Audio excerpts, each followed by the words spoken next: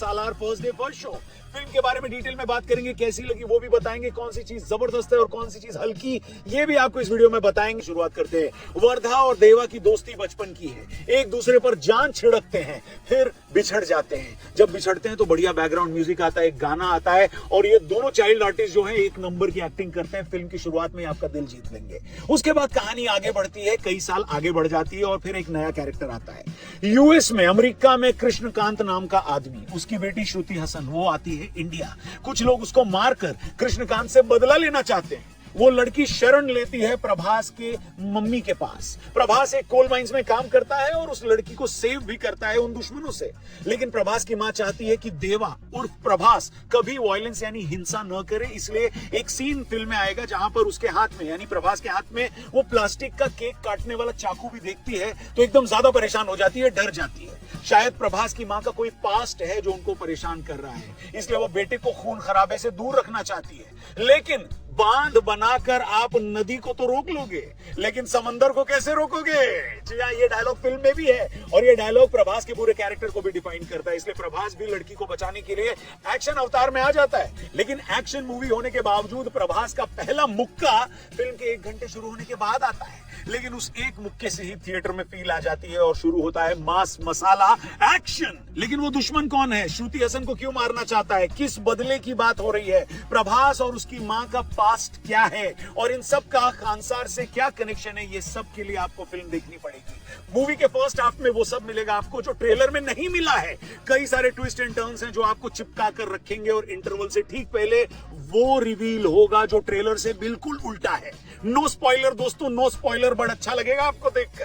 खैर, देखने के बाद अपनी ओपिनियन जरूर। सेकंड हाफ की बात करते हैं। सीज फायर की कहानी है सेकंड हाफ में और असली एक्शन इसी पार्ट में है। सीज फायर किसके बीच है, क्यों किया जा रहा है और कैसे हो रहा है, यह जानने के लिए फिल्म देखना पड़ेगा, क्योंकि अगर मैं कुछ भी बताऊंगा तो वो स्पॉइलर होगा। क्योंकि सेकंड पार्ट में ही उस सस्पेंस से भी पर्दा उठेगा जो इंटरवल से ठीक पहले क्रिएट किया गया है। ऐसा एक्शन और इमोशन का ब्लेंड आपको नहीं देखने को मिलेगा। स्पेशली एक बच्ची को बचाने वाला एक सीन है जिसमें प्रभास का एक एक्शन है और वो एक्शन एक ऐसे पॉइंट पर जाकर खत्म होता है जो फिल्म का सबसे इंपॉर्टेंट और सबसे अमेजिंग सीन बन जाता है। आपको KGF 2 याद होगी, जब यश भाई वो गन चलाकर उससे अपनी सिगरेट जला लेते हैं, वो एक आइकॉनिक सीन था ना। वैसे ये बच्ची को बचाने के बाद वाला जो प्रभास का सीन है वो इस फिल्म का आइकॉनिक सीन बन जाएगा। इसके बाद आपको बाहुबली के कई ऐसे एक्शन भी दिखेंगे तलवार घुमाते हुए जो कि सीधा आपको बाहुबली के प्रभास की याद दिलाएंगे और थिएटर सीटी से गूंज जाएगा।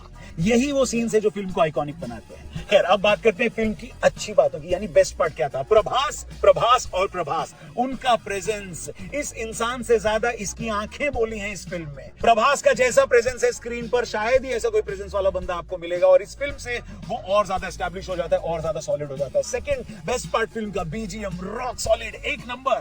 तीसरा, सबकी एक्टिंग, हर एक कैरेक्टर अपने हिसाब में परफेक्ट लगता है आपको। जब आप देखेंगे तो आपको समझ में आ जाएगा। एक्शन का तो कोई जवाब ही नहीं है, तोड़ ही नहीं है। प्रभास का पहला मुक्का और वहीं से थीम सेट हो जाती है फिल्म की और एंड तक प्रभास का वो जो तलवार घुमाने वाला जो मैंने बीच में भी आपको बोला, आपको बाहुबली की याद जरूर दिलाएगा।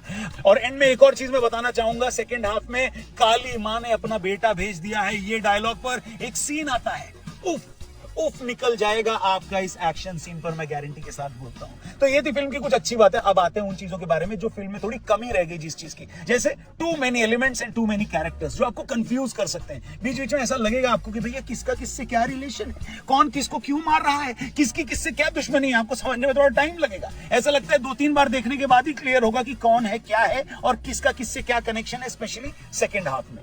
दूसरा हल्का पार्ट जो फिल्म का है वो है भारत के हर लोकेशन से इस कहानी को जोड़ना, कभी उड़ीसा, कभी असम, तो कभी गुजरात, एक्सेट्रा एक्सेट्रा एक्सेट्रा। तीसरा वीक पॉइंट, फर्स्ट हाफ तक कुछ भी क्लियर नहीं होता है, जो कि कुछ लोगों को प्लस पॉइंट भी लगेगा क्योंकि उनको लगता है कि भैया कंफ्यूजन और थ्रिल एंड तक बना रहना चाहिए। पर मेरे को ऐसा लगा कि शायद वो थोड़ा हल्का पार्ट है। फर्स्ट पार्ट में अगर कुछ और क्लियर हो जाता तो मेरे हिसाब से अच्छा हो। खैर, एक और हल्का पॉइंट जो मेरे को फिल्म में लगा वो है कहीं कहीं कुछ लोग ओवर एक्टिंग करते हुए पाए गए, स्पेशली जो छोटे गुंडे नहीं होते, ए चल निकल इधर क्यों आ रेला है तू, ऐसे डायलॉग से ऐसी ओवर एक्टिंग मुझे थोड़ी कम पसंद है। पर फिर भी इन शॉर्ट थिएटर एक्सपीरियंस चाहते हो, प्रभास का प्रेजेंस चाहते हो, प्रशांत नील का एग्जीक्यूशन चाहते हो, मास मसाला एक्शन एंड डायलॉग्स चाहते हो, तो तुरंत जाओ सालार का पार्ट 1 देखने के लिए, क्योंकि एंड में ट्विस्ट भी है और एक स्पेशल अनाउंसमेंट भी है।